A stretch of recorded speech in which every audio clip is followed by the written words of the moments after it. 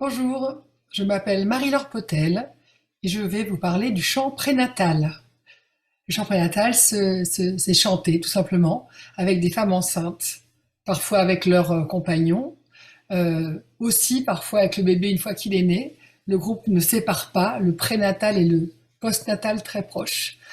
Le chant prénatal a commencé dans les années 75, d'abord sur Paris, puis très rapidement dans deux maternités, celle de la maternité des Lilas, qui est vraiment frontalière de Paris, et celle de Pithiviers, à l'instigation du docteur Michel Audin. L'idée de base, développée par Marie-Louise Hochet, qui est donc à l'origine de cette proposition, c'était de chanter dès la période prénatale pour que le bébé bénéficie d'un temps avec sa maman de communication en chantant des chansons qui ont été écrites spécifiquement pour ce temps. C'était une période, les années 70, où on a commencé vraiment à se rendre compte de l'importance de la grossesse, de ce qui s'y passait, du vécu des enfants, du bébé in utero, du fœtus, et de l'impact de cette réceptivité pour sa vie future. Donc l'idée, c'était déjà de faire une sorte de prévention, de permettre de vivre ce temps-là de la grossesse plus épanouissant grâce au chant. Il n'y a pas que ça, mais c'était déjà un temps important. Et ça a commencé avec une sage-femme, Chantal Verdière, et Marie Hochet, donc à Pithiviers. C'était au début des exercices de vocalise pour se mettre en voix et un répertoire spécifique qui a d'abord été écrit par Marie Hochet et puis qui s'est étoffé au cours des années par des apports de chansons diverses et variées, mais qui parlent de la grossesse et du vécu de la femme. Il y a aussi quelques berceuses, des chansons pour se balancer, pour être en relation avec son bébé. Avec le temps, s'est développée aussi une approche de l'accouchement, puisque les femmes se disaient, c'est bien beau tous ces exercices, mais qu'est-ce qu'on peut en faire aussi? Est-ce qu'on peut pas faire quelque chose avec ça pour nous aider pendant le moment de l'accouchement? Et c'est une chose qui s'est développée aussi beaucoup, au point que peut-être c'est ce qu'on connaît le plus du chant prénatal maintenant. Alors voilà, donc c'est quelque chose qui a démarré en France. Évidemment, on n'a rien inventé.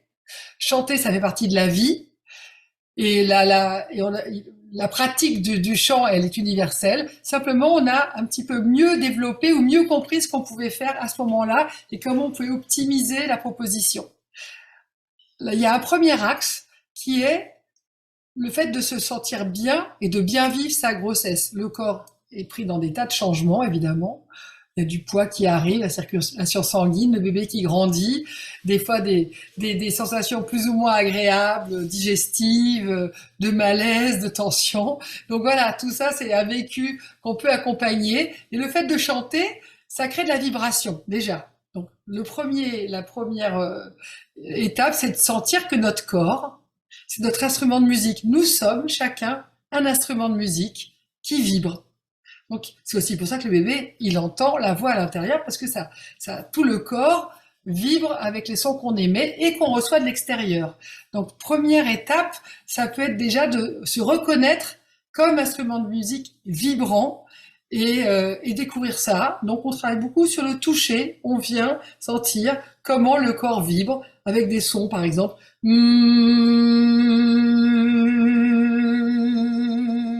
On peut prendre du temps pour sentir ça et se connecter à cette vibration qui circule vers l'extérieur, mais aussi à l'intérieur. Donc, c'est ce qu'on appelle la conduction osseuse, ce qui bénéficie tout à fait au bébé en même temps. Donc ça, c'est une première étape assez simple, mais peut-être pas toujours franchie pour beaucoup d'approches de la voix, déjà de se reconnaître comme instrument de musique vibrant. Et puis, il y a tout un lot d'exercices aussi, assez physiques, assez musculaires, qui viennent tonifier, dynamiser, ressentir, accompagner les changements du corps pendant la grossesse. Donc, par exemple, les ancrages et l'appui au sol. Quand on est debout, évidemment, on a besoin d'avoir deux pieds bien enracinés et puis les jambes toniques avec des articulations pas verrouillées. Les chevilles, les genoux, les hanches qui permettent cette mobilité des jambes et d'accompagner l'évolution du poids du corps et du poids du bébé qui change tout le temps le centre de gravité de la femme et qu'elle doit constamment réajuster. Donc c'est une attention qui n'est pas toujours volontaire, mais en tous les cas qui est nécessaire. Donc les exercices d'ancrage avec des vocalises qui viennent chercher cet appui peuvent aider. Il y a aussi des exercices qui sont plus liés à la respiration, hein, qui est le grand thème en général de toutes les approches autour de la naissance. Et là, on va le travailler aussi via des abdominaux et puis via le chant, parce que quand on chante, on souffle. Hein. Alors il y a souffler, mais il y a aussi laisser l'air revenir. Et j'aime mieux dire laisser l'air revenir, parce que effectivement, ça peut être un mouvement tout à fait passif, on va dire. Et pour ça, on va se servir de la pesanteur. Ça veut dire quoi? Si je suis debout, ou là je suis assise mais bien redressée, si je souffle fort, je sens que les abdominaux, mon ventre, hein, tout simplement, a fait cet effort de se resserrer pour expulser l'air. Et qu'est-ce qui s'est passé après? Chacun peut s'en rendre compte, on peut le refaire. Ça s'est relâché. Et en se relâchant, le ventre donc, a repris sa place. Et grâce à la pesanteur, comme il a été plutôt tracté vers le bas, les poumons, eux, ben, ils ont été tractés aussi. Et à ce moment-là, la même quantité d'air qui était sortie en soufflant est re-rentrée. Donc vous comprenez à ce moment-là que quand je parle d'inspiration passive, voilà, j'ai simplement relâché et mes poumons ont pu se re-remplir d'air du fait qu'ils soient tractés par le poids des viscères dont fait partie le bébé quand on est enceinte. Donc ça fait du poids en plus. Donc toutes les positions dans la verticalité ou même un peu en avant, ou même carrément, on peut se mettre carrément en avant, à quatre pattes parfois, permettent d'utiliser cette pesanteur qui va aider les poumons à être pleins d'air, donc la femme à avoir de l'air sans effort, ce qui est quand même un point important qu'on pourra exploiter pour le temps de l'accouchement et des contractions. Donc ça, ce sont des exercices qu'on va faire qui vont permettre de mobiliser les abdominaux, par exemple, si, on dit dans le S qui est très tonique, on sent beaucoup les abdos très profonds, très bas, se contracter de façon tonique et dynamique, avec le I aussi, et puis dès que c'est fini, on relâche. Donc, ce qui est intéressant, c'est cette alternance qui va faire un massage tout à fait intéressant autour du bébé, pour toute cette musculature de soutien hein, dont on a bien besoin pour la grossesse. Hein. Donc chaque femme, elle a besoin de garder cette musculature abdominale bien efficace, mais sans être verrouillée, hein, quelque chose de tonique. Et on va travailler aussi des bascules du bassin, c'est vraiment accompagner le mouvement de bascule du bassin qui va permettre là aussi de garder son centre de gravité, en tous les cas de le retrouver régulièrement du fait qu'il change tout au long de la grossesse. Et puis évidemment, la bascule du bassin, c'est tout à fait utile et nécessaire pour la sortie du bébé, hein, le moment de la poussée. Il y a une position du bassin en bascule, en rétroversion, qui permet au bébé de sortir. Donc ce sont des exercices qui permettent de garder la mobilité du bassin et de comprendre quelles sont les positions qui vont être utiles pour le temps de l'accouchement. On va travailler aussi simplement des choses plus dynamiques au niveau de la bouche pour garder la tonicité. Vous savez que quand on est enceinte, les femmes enceintes, bon, elles ont des grands coups de barre de temps en temps. Vraiment, elles sont très fatigables. L'énergie, comme ça, elle a un peu des hauts et des bas. Il y a le bébé qui fait sa vie. Puis à un moment, des fois, elle est dans son rythme de vie un peu intense, mais elle aurait bien envie des fois de se reposer. Et c'est pas possible souvent hein, dans notre mode de vie. Mais en tous les cas, jouer sur l'articulation, ça permet de redonner un peu de tonus à des moments où c'est un petit peu bas. Donc des choses qui sont très toniques aux lèvres, comme je fais mamé mimomu mim mam mim mais voilà, une petite vocalise simplement dynamique comme ça pour venir tonifier les lèvres et ça entraîne l'ensemble du corps. Donc ce sont des exercices, vous voyez, assez simples, beaucoup plus variés que ce que je viens de vous dire, hein, mais en tous les cas, il y en a toute une palette qui peuvent varier à chaque séance et permettre à la femme de se connecter à son corps, à son bébé et d'accompagner les changements, évidemment, qui sont permanents tout au long de la grossesse. Et aussi, après, évidemment, l'accouchement, ça continue. Et ces exercices prennent un temps assez important de la séance, mais on va aussi prendre le temps de se connecter au bébé grâce à des chansons. Et là, on a un répertoire un petit peu spécifique. Alors, je vous ai dit tout à l'heure, il a d'abord été amorcé par Marie-Louise Daucher, qui a composé les chansons pour l'enfant à naître, donc dans les années 75, pour démarrer ce répertoire, parce qu'il est quand même assez rare. Hein, chacun, dans sa culture, peut chercher des chansons qui existent autour de la grossesse. Bon, des berceuses, ça on en trouve, mais des chansons qui parlent du vécu in utero, c'est plus rare. Parce que aussi, on n'avait pas les mêmes questionnements avant sur le vécu avant la naissance. Donc, on a un petit répertoire qui s'est créé de cette façon-là et qui s'est étoffé avec des chansons, entre autres, écrites pas par des grands chanteurs, mais par des gens qui étaient plus concernés par cette histoire. Par exemple, une sage-femme qui s'appelle Odile Rami, qui a composé Rond. Rond, mon ventre est rond, telle une planète. Rond, mon ventre est rond, je t'y berce. Voilà, des paroles qui vont parler aux femmes. Et l'intérêt des chansons, c'est que ça va euh, créer un temps de communication avec ce bébé là qui à venir, qui est au chaud à l'intérieur. Et parfois, ça met des mots sur des choses qui sont ressenties, mais qui ne sont pas toujours exprimées ou pensées. Et c'est pour ça que certaines de ces chansons, Rond en l'occurrence, sont des chansons un petit peu mouchoirs. Il y a des fois des larmes, mais qui sont des larmes d'émotion, qui sont des larmes tout à fait positives et qui permettent justement à la femme de vivre pleinement ce temps avec son bébé. Donc en même temps que je parle, d'ailleurs, je vais me permettre de partager des images de ce que des groupes hein, de femmes qui vous donnent un petit peu l'ambiance. Hein. Je vais pas mettre le son, mais simplement voilà ce qui se passe pendant les séances et pas voir que ma tête, ça va vous changer un petit peu. D'accord? Donc voilà, les femmes. Ah, c'est pas celle-ci que je voulais vous montrer, pardon. Et voilà. Donc je continue à parler pendant que je partage mon écran avec vous et ça va vous permettre de voir un petit peu ce qui peut se passer pendant les séances. Donc les femmes, là ici, c'est dans la séance au lilas, la maternité des lilas. Vous voyez, il y a des chansons, des fois où on marche aussi, parce que je parlais du centre de gravité. Il y a aussi l'intérêt de tout ce qui est balancement, de tout ce qui est rythme, et qui permet aussi d'abord de garder une mobilité au niveau du bassin, ce qui est quand même intéressant, et puis de sentir un petit peu, de permettre au bébé in utero de sentir ses mouvements et de bénéficier de cette de ce mouvement rythmique. Hein. Voilà, c'était des petites images. On voit les femmes qui. Alors les chansons, on les connaît pas toujours, elles sont plutôt nouvelles, donc on prend le temps de les apprendre un petit peu et elles gardent le texte avec elles pour avoir envie de les rechercher chez elles, de les retrouver. J'encourage vraiment chacune aussi à rechercher les chansons vraiment qui les touchent, soit des chansons nouvelles ou même des chansons qui viennent de leur histoire familiale et de les retrouver, des fois de questionner leur famille ou chercher leur mémoire.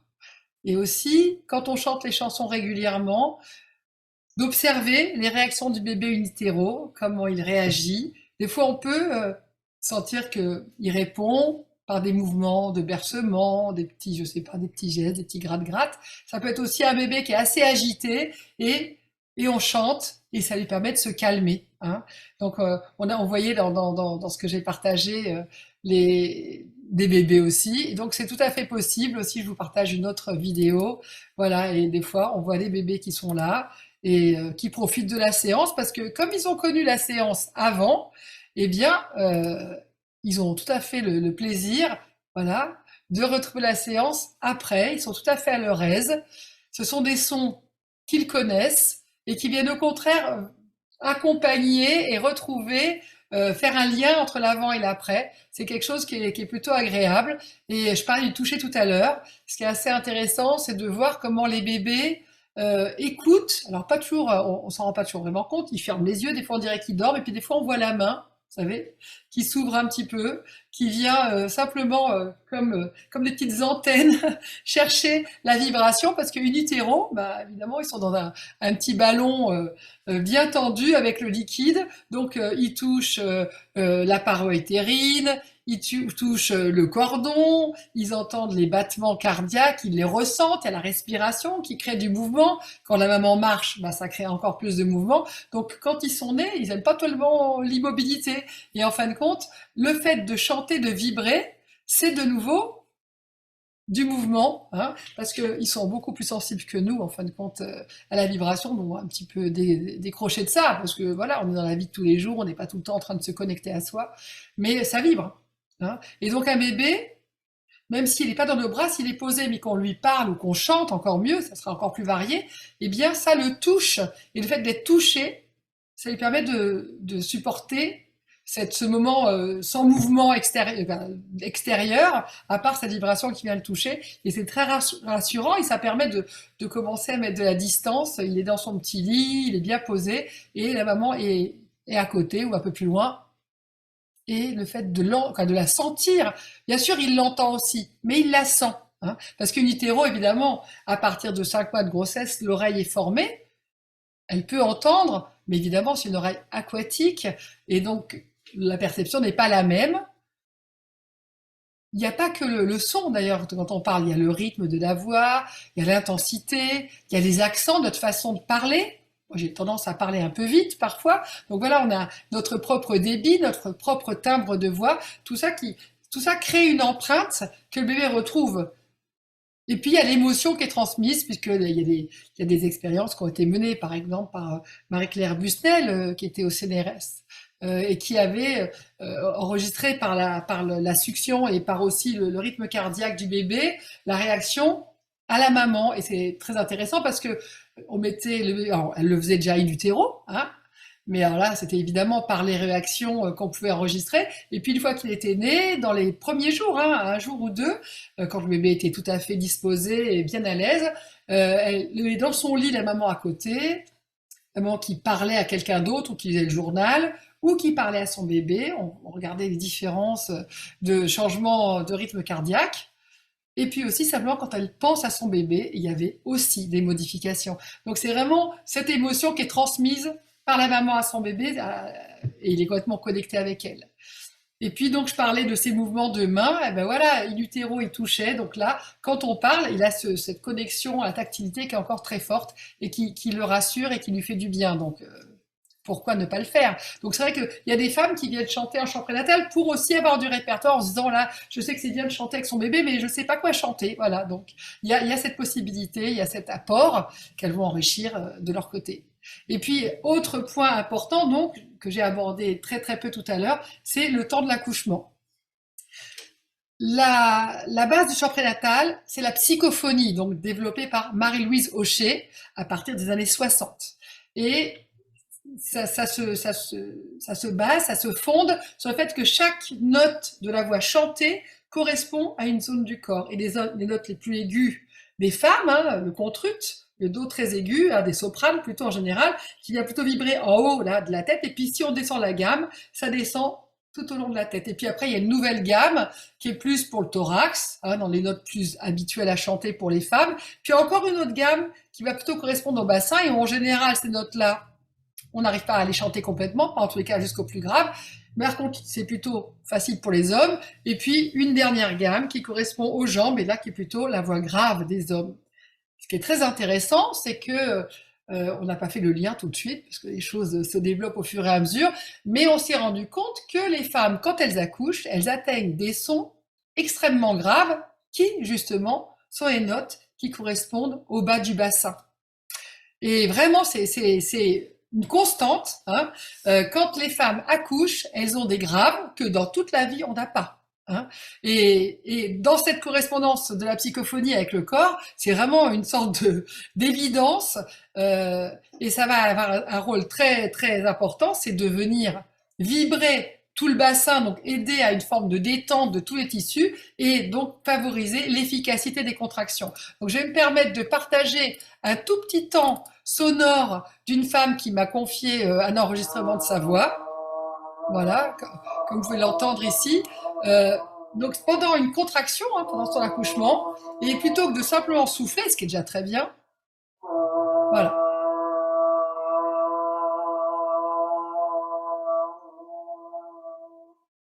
Et elle enchaîne.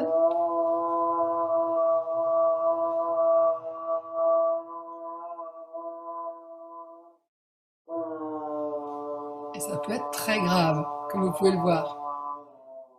Et encore plus grave à la fin, j'ai coupé, excusez-moi. D'accord? Donc c'est très intéressant de se rendre compte de ça. C'est une fois de plus, c'est quelque chose qui nous appartient. Hein, en tant qu'humain, on a cette capacité d'atteindre ces notes extrêmement graves pendant le travail, et ça va vraiment être comme un massage très profond de tous les tissus grâce à la vibration des sons et évidemment une grande gestion de la respiration. Parce que le grand cadeau, hein, de faire des sons plutôt que de juste souffler, c'est que ce sont les cordes vocales qui deviennent les régulateurs de la respiration. Un son grave dépense peu d'air, donc on peut chanter bouche grande ouverte, alors que si on doit souffler longtemps, on est obligé de contrôler avec nos lèvres. Donc ça nous permet de continuer à rester dans un état plutôt déconnecté du néocortex qui est pas très utile à l'accouchement, et de se connecter au contraire très profondément, de rester en relation avec le vécu du bassin du bébé qui est en train de descendre et de s'engager. Donc c'est vraiment très intéressant parce que ce qu'il en découle, c'est que on va développer le corps va libérer des endorphines qui sont notre petite morphine naturelle qui va aider à gérer l'intensité de ce qui se passe, et aussi de la sérotonine qui est quand même une hormone qui nous rend plus sûrs de nous, et la fameuse ocytocine, souvent appelée l'hormone de l'amour, qui participe à l'accouchement et au lien avec le bébé. Donc ça, par un phénomène totalement spontané et naturel, il faut quand même commencer à faire des sons, mais ça peut assez vite s'enchaîner, et c'est vrai que le témoignage des femmes, ça fait quand même maintenant, on a du recul, hein, depuis les années 80, on a vraiment pris conscience des sons graves, eh bien on a commencé à vraiment proposer ça aux femmes, et elles s'en saisissent. Et ce qui est très beau, c'est que quand une femme peut utiliser les sons, elle est active dans son accouchement, elle n'est pas juste à se dire ah, faut que je supporte ce qui se passe, c'est qu'elle a un outil qu'elle peut utiliser en marchant, dans son bain, sous la douche, dans la voiture. C'est très simple, c'est là, ça nous appartient. On a ça. Voilà. Et puis, son compagnon, la personne qui l'accompagne, peut tout à fait faire des sons en même temps. Après, il y a des exercices en plus pour vibrer sur le bassin. Mais vraiment, en tous les cas, et ce que disent souvent les femmes, c'est j'ai été dans ma bulle. Le fait de faire un son, faire des sons, ça crée une sorte de oui, une bulle sonore qui lui permet de rester concentré aussi et de s'abstraire un peu de tout le monde extérieur pour rester focus sur ce qui se passe en elle et accompagner l'accouchement. Donc voilà. Et puis, donc pour certaines femmes, c'est aussi, ça participe à un choix de ne pas avoir de péridurale, ou en tous les cas, pas tout de suite, plus tard. Vous voyez, tout ça, c'est modulable, et c'est juste, ce sont des outils, mais très simples et en même temps très riches, dont elles peuvent se saisir, et qui créent aussi du lien avec son bébé. Une fois que le bébé est né, ben, c'est toujours intéressant, c'est chouette de voir comment il réagit. Je parlais tout à l'heure de ses mains, de sa façon de réagir à des chansons qu'il aimait bien. On avait l'impression qu'il les aimait bien. Des fois, ça va être l'occasion de se rendre compte vraiment. Et puis aussi de reprendre les exercices. Vous savez que dans le même groupe, il peut y avoir autant aussi des femmes nouvellement accouchées que des femmes enceintes encore. Donc d'abord, ça permet de garder du lien, de pas se sentir isolé dès qu'on est accouché, on change de monde. Non, on reste en lien avec son groupe. Et puis les exercices en post-natal, permettent de recontacter aussi son bassin, son périnée, la base des abdominaux pour retonifier un peu, réhabiter cette zone qui peut-être se sent vide, et permettre de continuer à retrouver des sensations après ces grands changements qui est le temps de l'accouchement, mais en même temps de l'accueil du bébé qui est un moment évidemment magnifique. Donc voilà, une petite perspective de ce qu'est le chant prénatal. Je me permets de vous partager aussi l'image de mon livre, puisque j'ai écrit un livre sur le sujet. Donc je vous partage l'image. Et puis donc de vous dire que moi personnellement, je suis formatrice en chant prénatal. En français, en espagnol. Il y a aussi des formations en brésilien, en tous les cas au Brésil avec une traductrice, et donc avec un traducteur, je travaille dans d'autres pays facilement. Parce que je pense que le chant prénatal, c'est universel, et que c'est vraiment un cadeau d'amener ça aux femmes, hein. Parce que moi qui vais beaucoup en Amérique du Sud, il y a un taux de césarienne extrêmement important là-bas, et c'est peut-être un petit outil qui peut aider les femmes à se sentir plus impliquées dans leur accouchement, et trouver un peu d'outils pour l'accompagner. Mais sinon, aussi de profiter de ces temps pendant la grossesse. Je vous remercie de votre attention.